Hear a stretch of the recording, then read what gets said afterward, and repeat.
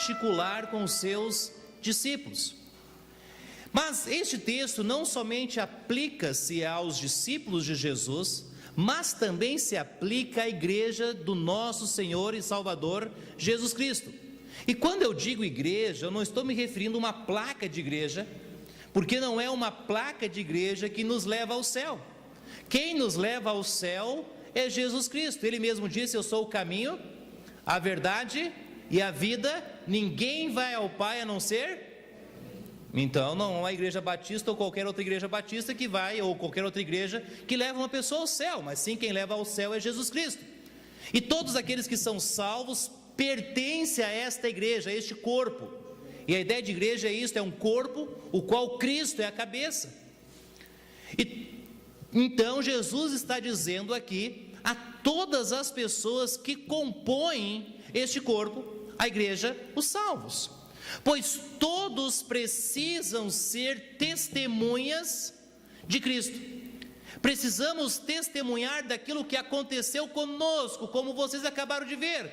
Eu aceitei Jesus, eu sou salva, sim, eu quero viver para Cristo, sim, vocês têm visto mudança na vida destas pessoas. Senão nós não estariam aqui na frente mostrando a todos que houve mudança na vida delas. Mas isto é possível, e isto é possível a todos nós, de mostrarmos mudança em nossas vidas e de sermos transformados por Jesus, porque algo especial aconteceu, uma promessa se cumpriu. O Espírito Santo foi dado a todos aqueles que creem, e recebendo o Espírito Santo, todos os salvos, eles são testemunhas de Cristo. Atos 1, versículo 8 diz: mas recebereis, isso já aconteceu, a virtude do Espírito Santo, que há de vir sobre vós, e ser-me-eis testemunhas, tanto em Jerusalém, como em toda a Judéia, Samaria, até os confins da terra. Todo salvo, não esqueça disto, todo o salvo, ele é um discípulo de Cristo. E todo discípulo de Cristo segue a Cristo. E é ao discípulo de Cristo que Jesus está falando, a nós. E olha que ele começa a dizer a cada um de nós em Mateus capítulo 28, comecinho do verso: portanto, ide. O verbo ir aqui está no imperativo. E quando se está no modo imperativo, é uma ordem. Jesus está nos ordenando, Deus está dizendo para que a gente vá. Jesus está falando a cada um de nós: vocês precisam cumprir esta ordem, vocês precisam ir. Descumprir esta ordem é colocar-se em rebeldia contra Deus. Desobedecer esta ordem é colocar-se conscientemente contra aquilo que Deus está pedindo a nós através de Jesus Cristo. Ele está dizendo: você precisa ir. Nós sabemos, se nós não obedecemos, nós estamos nos colocando em rebeldia contra a ordem dada por Deus. Mas quando ele fala para nós irmos, ele não está falando para nós tirarmos alguns dias de férias, vamos passear de férias, não. Ele não está dizendo para nós sairmos aí numa colônia de férias, não. Olha só o que ele pede a cada um de nós, discípulos dele, para que eu e você viéssemos a fazer. Verso 19: fazei discípulos de todas as nações. É minha responsabilidade, é sua responsabilidade fazer discípulos. Como discípulos de Cristo, eu e você precisamos ganhar discípulos para Cristo. Eu e você que somos discípulos de Cristo, precisamos ganhar discípulos para Cristo. Quando o irmão Henrique aceitou Cristo como o seu Salvador, ele aprendeu que precisava pregar o Evangelho às pessoas. Ele entendeu que precisava ser discípulo e ganhar discípulos. E ele tinha um salão de corte de cabelo. E as pessoas chegavam no seu salão para cortar cabelo. E ele então pegava a sua tesoura e começava a molar ela. E de repente ele passava o pente na cabeça e olhava no espelho, no olho da pessoa que estava sentada, e ele dizia: você já viu falar de Jesus Cristo? E ali ele começava o corte de cabelo. Muitas pessoas conheceram a Cristo naquele salão de corte de cabelo. Foi ali, irmã Ângela, que muitos lares receberam estudos bíblicos. E hoje aquela igreja tem muitas pessoas salvas, não porque o pastor ganhou, mas porque o irmão Henrique cumpria a sua missão como discipulador. Ele ganhava almas para Cristo. Agora nós também precisamos fazer algo a estas pessoas.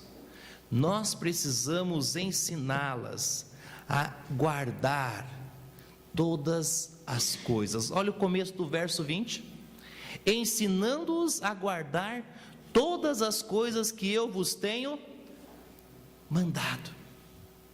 Irmãos, como pastor, eu não posso escolher aquilo que eu vou instruir os irmãos. Como pastor, eu não posso tomar decisões. Não, eu não quero ensinar sobre isso, não, não quero falar sobre aquilo. Nós precisamos instruir a igreja com tudo aquilo que está na Bíblia. E nós, como pastores, nós não podemos sair da Bíblia. Precisamos ficar nela. Nós precisamos nos certificar que nós estamos instruindo a igreja com tudo aquilo que a Bíblia ensina. Mas não para por aí. Nós precisamos saber se os irmãos da igreja estão guardando, instruindo eles, ensinando eles a guardar. Não é só passar a informação, nós precisamos fazer o feedback, nós precisamos acompanhar a vida de cada um, nós precisamos saber se as pessoas estão praticando aquilo que está sendo ensinado. Esta é a função do discipulador. Esta é a função nossa, de irmos, estarmos acompanhando, praticando aquilo que está acontecendo. Pastor, e se não estiver acontecendo, o que pode ser? Pode ser falha de quem está à frente, mas pode ser falha de quem está escutando. Pode ser que quem está escutando esteja com o coração duro e não queira praticar aquilo que Jesus está mandando. Não é por falta de instrução, não é porque não sabe o que fazer, sim sabe, mas não quer praticar. Agora, algumas pessoas não fazem porque não sabem o que precisa ser feito. Agora, tem algo fundamental no meio de tudo isso que eu deixei de fora, porque é o importante nesse contexto. O que é mais importante, o que está centralizado em tudo isto? É o batismo. O batismo é a peça central deste quebra-cabeça. Se alguém lhe perguntasse esta noite, o batismo é importante? Qual seria a sua resposta? Sim ou não? A nossa resposta deveria ser: sim, o batismo é importante. Por quê? Porque o batismo é um passo de obediência. Jesus nos diz que somente os salvos devem ser batizados. Jesus não nos fala que as criancinhas devem ser batizadas. Você não vai encontrar nenhum texto na Bíblia em que criancinhas estão sendo batizadas. A Bíblia nos ensina que o batismo, ele vem após a salvação. Salvos são batizados. Olha o que Marcos capítulo 16, verso 16 nos diz: quem crer e for batizado será salvo. Imagine só, uma criancinha de 6 meses, de 3 meses, de 1 mês. Felipe já fala, Diógenes já está dizendo assim: mamãe, papai, Já escolhe as decisões? Não. Como pode uma criança dessa crer em Jesus como Salvador para ser salva? E para poder ser batizada? Biblicamente, crer. Segundo passo, ser batizada. Por quê? Porque quem não crer, não quem não for batizado, quem não crer é que será condenado. Mas quem não crer será condenado. O primeiro passo é crer em Jesus como Salvador. Pois quem não crê está condenado. O segundo passo é obedecer a Jesus no batismo, obedecendo a ordem de Cristo. Aqui nós aprendemos que é um passo de obediência ao que busca Jesus. A Bíblia nos fala de uma história, e Jesus ilustra tudo isso quando ele nos diz, Mateus capítulo 11, versículo 28, ele diz: vinde a mim, todos os que estáis cansados e oprimidos, e eu vos aliviarei. Aqueles que buscam a Jesus serão aliviados. A Bíblia nos conta a história de um homem que estava em sua carruagem.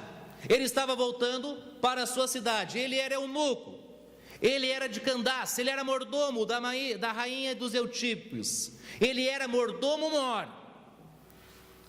E a Bíblia nos fala que ele estava lendo o profeta Isaías, e de repente Filipe chega ao lado dele, correndo, obedecendo a ordem. Ele estava buscando conhecimento das coisas de Deus. Ele não estava em casa assistindo um jogo de futebol, ele não estava curtindo a vida pescando, ele não estava passeando pelo mundo, ele estava voltando de um tempo de adoração a Deus, lendo o profeta Isaías, buscando o conhecimento, buscando conhecer a Deus. E Filipe aparece, Filipe evangeliza ele. Nós podemos dizer que o eunuco cresceu na igreja, mas não era salvo. Ganha ele para Cristo. E olha só a pergunta que ele faz a Filipe, verso 36 do capítulo 8: indo eles caminhando, chegaram ao pé de alguma água, e disse o eunuco: eis aqui água, que impede eu de ser batizado? O que me impede de ser batizado? Olha só o que o Filipe responde a ele no verso 37. Ele disse: se você não parar de beber, de fumar, se você não parar de brigar com a esposa ou com o esposo, se você não for um filho obediente, uma filha obediente, se você não estiver fielmente na igreja, se você já não ler a Bíblia durante um ano, é isso que está escrito lá? É isso que está escrito na sua Bíblia? Não. Por quê? Porque não é isso que está escrito. O que está escrito é lícito se crês de todo o teu coração. Você crê, eunuco, e crê de todo o teu coração? E ele respondeu: creio que Jesus Cristo é o Filho de Deus. Creio que Jesus Cristo é o Filho de Deus. E quando você lê o contexto, você continua lendo este capítulo, o que acontece com o eunuco? Eles entram na água, ele é batizado, e ele continua o seu caminho, feliz e contente, porque não somente recebera Cristo, mas também tinha sido batizado. Ele estava à busca. Segundo, ao que Jesus buscou. Sabe aquelas pessoas indiferentes? Aquelas pessoas que fazem de conta que nada é com ele? Aquelas pessoas que dizem: não, pastor, eu não preciso de Jesus. A Bíblia nos fala, Apocalipse 3:20, a estas pessoas: eis que estou à porta e bato. Se alguém ouvir a minha voz e abrir a porta, entrarei em sua casa e cearei com ele e ele comigo. Neste caso, não é o caso de uma pessoa que está atrás de Jesus, mas é um caso de aquela pessoa que Jesus foi atrás. Certa vez Paulo e Silas estavam pregando o Evangelho, mas por pregar o Evangelho, eles foram presos, bateram neles, castigaram eles, algemaram eles, e lançaram eles na prisão. O carcereiro não estava nem aí com Paulo e Silas, e eles presos. O carcereiro abandonou eles lá, após ter castigado eles, ter colocado eles na prisão, como que se nada tivesse acontecido. Os irmãos conhecem a história, eles estavam perto da meia-noite cantando e orando. E houve um terremoto. Você planeja terremotos? Houve algo que ninguém esperava. As cadeias se abriram. Imagina um presídio, as portas todas as portas abertas. O que acontece? Os presos ficam sentados, esperando o carcereiro voltar e fechar porta por porta. O carcereiro ficou sabendo que houve o terremoto e que as portas tinham se aberto. Ele pega a sua espada e iria arrancar sua cabeça, porque ele sabia que se alguém fugisse, ele era responsável. E Paulo e Silas gritam lá de dentro: não faça isso, porque nenhum fugiu. E deixa eu pegar um gancho aqui. Por que nenhum fugiu daquele presídio naquela noite? Porque quando a pessoa aceita Jesus como seu Salvador, há mudança de vida. Um preso sem Cristo fugiria. Um preso com Cristo não sairia. Porque naquele presídio, naquela noite, perto de meia-noite, quando Paulo e Silas estavam ali cantando e orando, aqueles presos já tinham entendido a mensagem, e Jesus já estava aqui, no coração deles.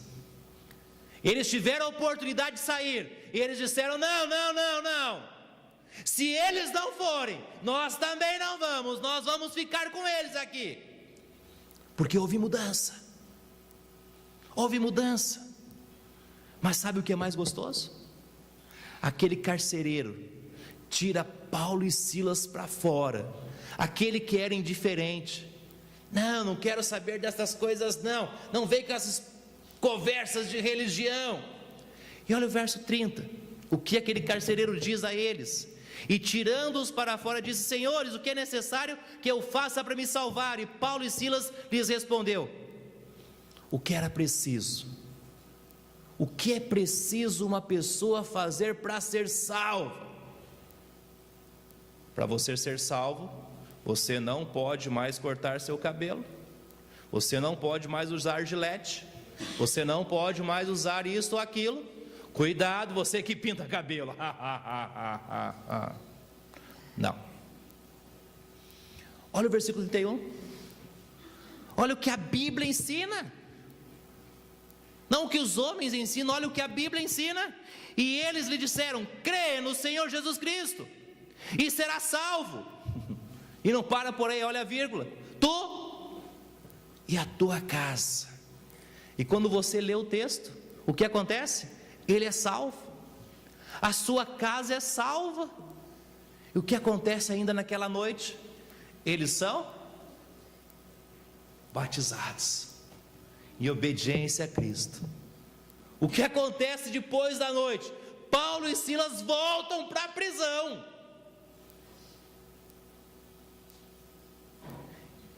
São soltos, mas aquela família aceitou Jesus como seu Salvador. Aqueles que eram indiferentes, aqueles que Jesus buscou. Nesta noite, ou você é aquela pessoa que está à procura, tem sede, mas às vezes você esta noite é aquela pessoa indiferente. Só se acontecer um terremoto, pastor, não se preocupe, se precisar, pode acontecer um terremoto na sua vida. Mas saiba de uma coisa: o que Jesus quer de você é que você o receba como seu Senhor e Salvador. É isto. Segundo, o que aprendemos sobre a importância do batismo é que é um testemunho público. Quando nós olhamos para o quadro do batismo, quando a pessoa está em pé no batistério, Ela está mostrando que ela, como Jesus Cristo, morreu para este mundo. Eu estou morrendo na cruz, como Jesus morreu para este mundo. Quando ela é mergulhada na água, é como se ela estivesse sendo sepultada. Ela está sendo sepultada. Ela está dizendo não para os seus eus, não para as suas vontades, e sim para Deus. E quando ela sai da água, ela está dizendo: Jesus ressuscitou e um dia Ele vai me buscar, e eu vou morar no céu. E se eu morrer, mesmo assim, eu não perco a esperança. Tudo isso está sendo mostrado no batismo, porque aconteceu isto na vida desta pessoa. Então, o batismo é um testemunho público. Olha 1 Tessalonicenses, capítulo 4, versículo 17, que nos fala sobre esta esperança: depois nós, os que ficarmos vivos, seremos arrebatados, juntamente com Ele nas nuvens, a encontrarmos o Senhor nos ares, e assim estaremos sempre com o Senhor. Quando nós saímos da água, nós estamos dizendo que nós acreditamos nessa promessa, e que nós estamos aguardando esse dia. Jesus prometeu voltar, e nós estamos aguardando esse dia. Nós sabemos que neste mundo nós teremos aflições. Este mundo é um mundo de sufoco, mas tem de bom ânimo. Eu venci o mundo, Jesus disse. Então aqui nós aprendemos que é um testemunho público de identificação com Cristo. Romanos 6,8 diz: ora, se já morremos com Cristo, cremos que também com Ele viveremos. Quando uma pessoa é batizada, ela está dando um testemunho público de que Jesus é o seu Salvador. Mas não é somente o seu Salvador, Ele também é o seu Senhor. É Ele que toma as decisões da minha vida. A palavra batismo vem de uma palavra grega, baptismo, que significa imergir. Essa palavra era usada pelos tinteiros. Eu sei que muitos irmãos aqui nunca fizeram isso, mas alguns no passado faziam isso: tingir roupa. Senão os novos vão pensar que nós somos velhos. Tingir roupa. Você pegava uma bacia em cima do fogo, pegava o jeans e luft lá dentro. E você podia escolher a cor. Tinha preto, tinha jeans. Uau! A cada tempo e tempo uma calça nova, e ninguém sabia que ela estava sendo pintada.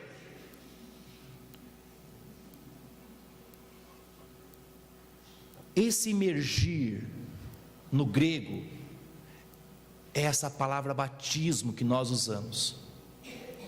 Não tem como uma pessoa ser batizada com uns pingos de água. Não tem como uma pessoa ser batizada com uma canequinha jogando um pouco de água na testa. Só tem como uma pessoa ser batizada quando ela é mergulhada, porque é o que a palavra ensina. Essa é a ideia.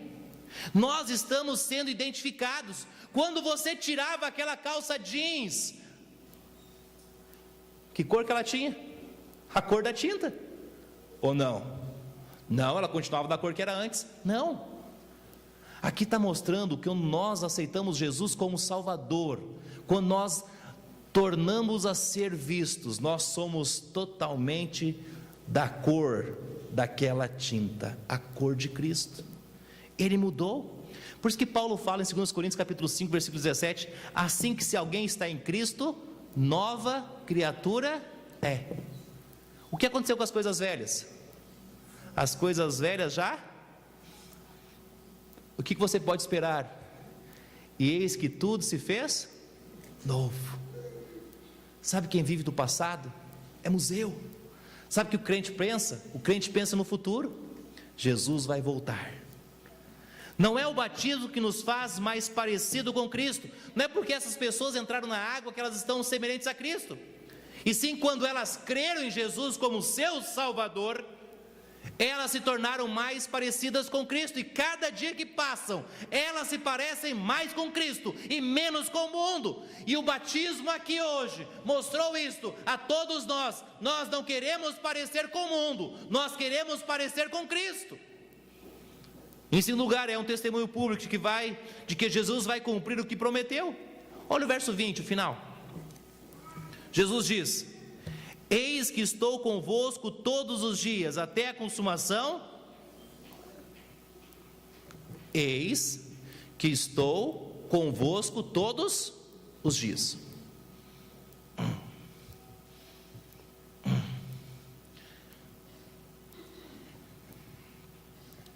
Tem algo que às vezes algumas pessoas dizem que contradiz o que está escrito aí. Pessoas dizem: vá com Deus.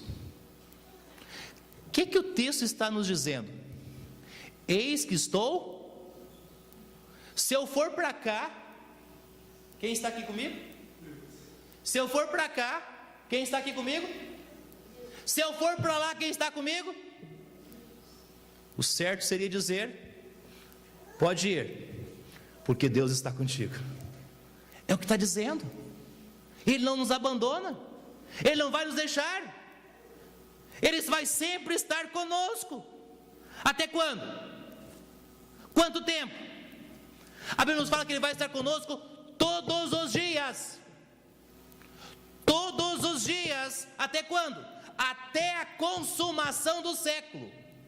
Não é até pecarmos, não é até errarmos, até faltarmos culto ou não lermos a Bíblia. Não, Ele vai estar conosco até a consumação dos séculos, é a promessa. Esses dias eu estava na frente da casa de uma irmã, e passou uma senhora, ela me disse: pastor, lá na igreja do Senhor, como se a igreja fosse minha, expulsam demônios, as pessoas caem e rolam.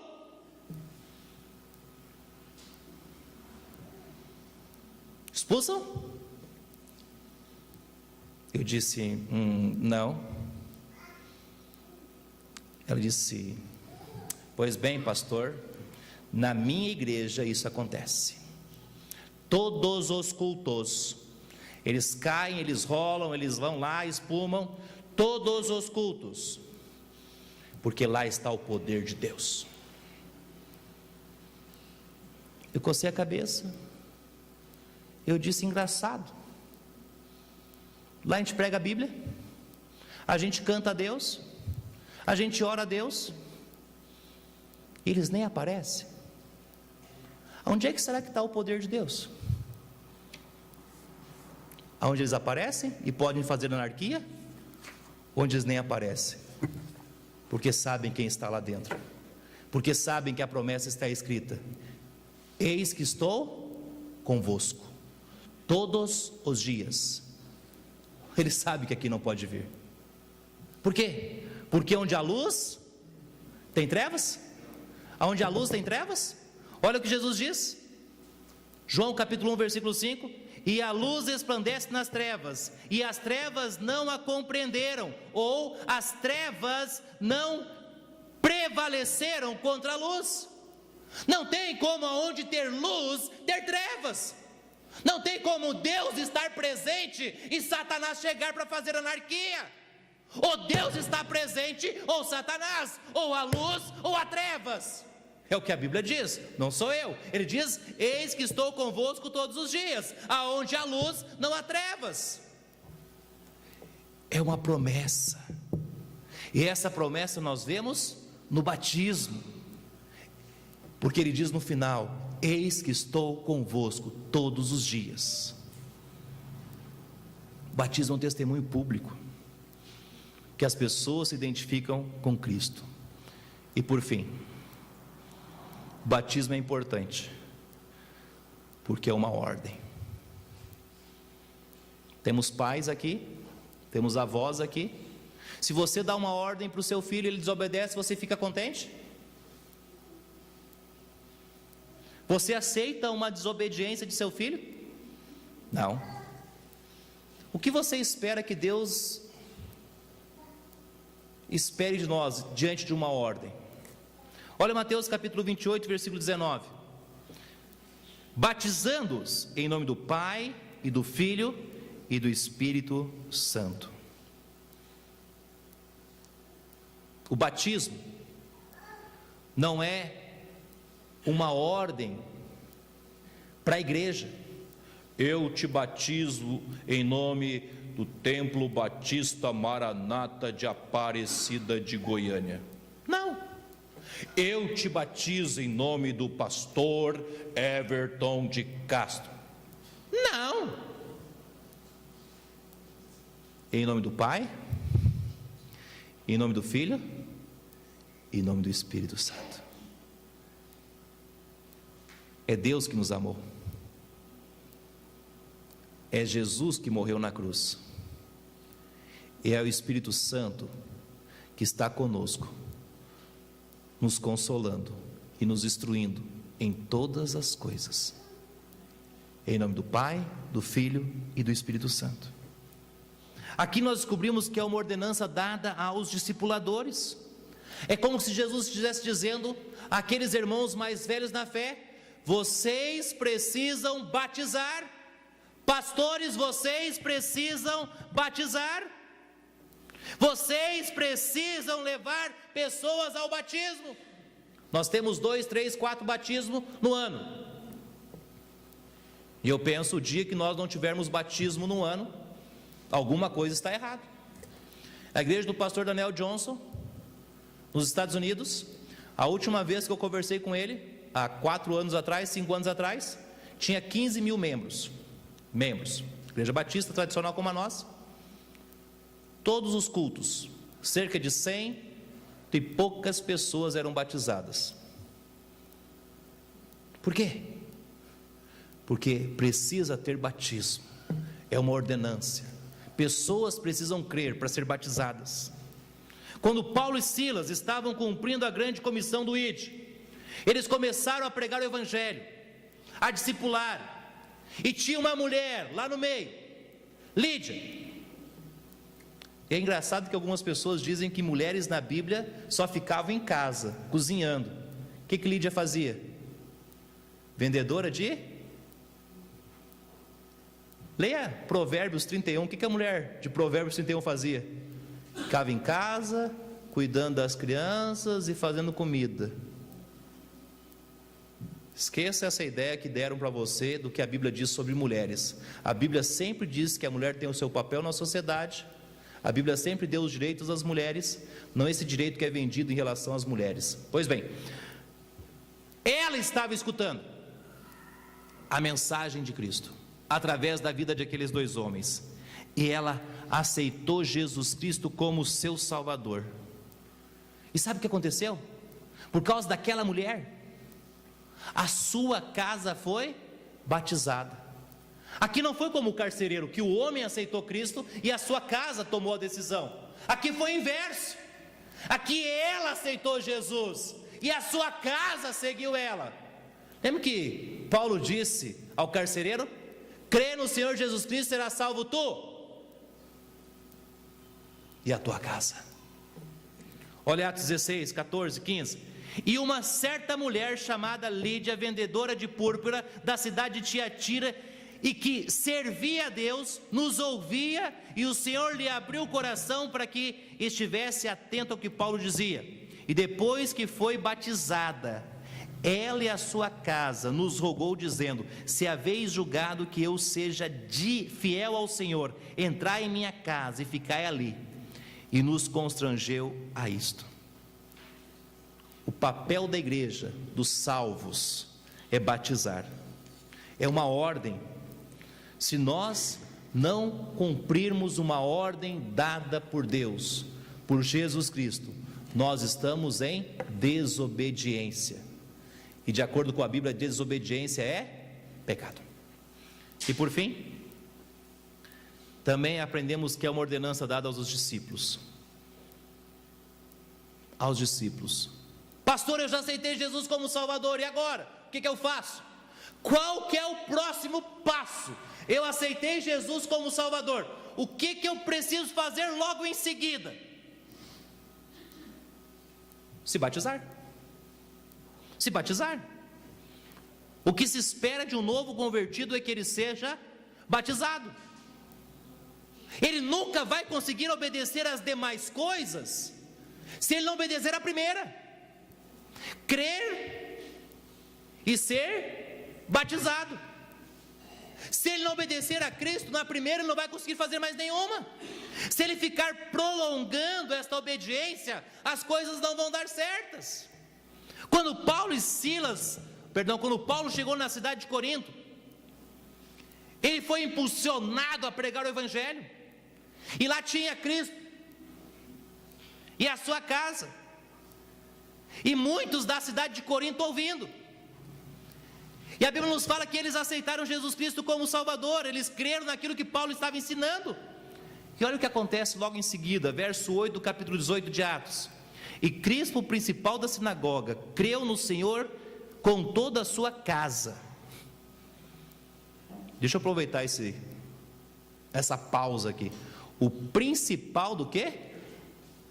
Da sinagoga. Ele não só era um religioso, como frequentava uma religião, tinha a sua própria igreja, mas ainda não era salvo. Não se engane, não é ir em uma igreja que lhe salva. O que salva é você crer em Jesus Cristo como seu Salvador. E muitos dos coríntios ouviram, creram, e o que vem em seguida? E foram batizados. Hoje em dia há muitos crentes que correm do batismo. Por quê, pastor? Porque não sabem a grande importância do batismo. Não sabem que o batismo é importante na caminhada cristã. Não sabem que o batismo é o segundo passo nesta caminhada cristã. E se você não der o segundo passo, você vai ficar somente no primeiro, que é crer. Eu criei, e agora? Você, se não der o segundo passo, que é batizar, você não vai para frente. Você não vai crescer na vida cristã. Você vai ficar parado. E já viu uma árvore que não cresce? Ela fica raquítica. Ela começa a dar doenças. Ela começa a ter problemas. Na caminhada cristã é assim. Se nós não vamos dando um passo após o outro, nós vamos ficando parados, nós vamos ficando raquíticos. Irmãos, nós vimos hoje que o batismo é importante. O batismo é importante. O batismo de homens, o batismo de mulher, pessoas que ouviram a mensagem de Cristo, e porque pessoas foram batizadas. Sem discípulos, sem os ensinamentos, estas pessoas nunca seriam batizadas. Hoje você pode estar como eunuco, buscando conhecer mais Cristo, ou você pode estar como carcereiro. Não preciso dessas coisas não. Saiba que você é alguém especial para Cristo, e Ele quer que você seja salvo. O que você está esperando? Olha o que Jesus nos fala em capítulo 5, verso 24: e na verdade vos digo que quem ouve a minha palavra e crê naquele que me enviou, tem a vida eterna, e não entrará em condenação, mas passou da morte para a vida. Não resolve você ir na igreja, não resolve você querer fazer as coisas tudo certinho. Você só será salvo se crer em Jesus como seu Salvador. Só. Agora, você que é salvo, nós temos uma brincadeira na Igreja Batista, né? Se você é salvo, tem certeza disso? Amém. Só tem duas opções: ou você é um crente obediente, ou você é um crente desobediente. Está pronta para o teste? Está pronto para o teste? Quando foi a última vez que você fez uma visita? Quando foi a última vez que você falou de Cristo para uma pessoa? Quando foi a última vez que você evangelizou alguém? Não estou falando que você deu uma cesta básica, um prato de comida, um cafezinho, não. Quando você evangelizou, falou de Jesus claramente para uma pessoa. Você já discipulou alguém? Teve tempos com esta pessoa falando de Jesus para ela? Vamos simplificar? Quando foi a última vez que você convidou uma pessoa para ir na igreja?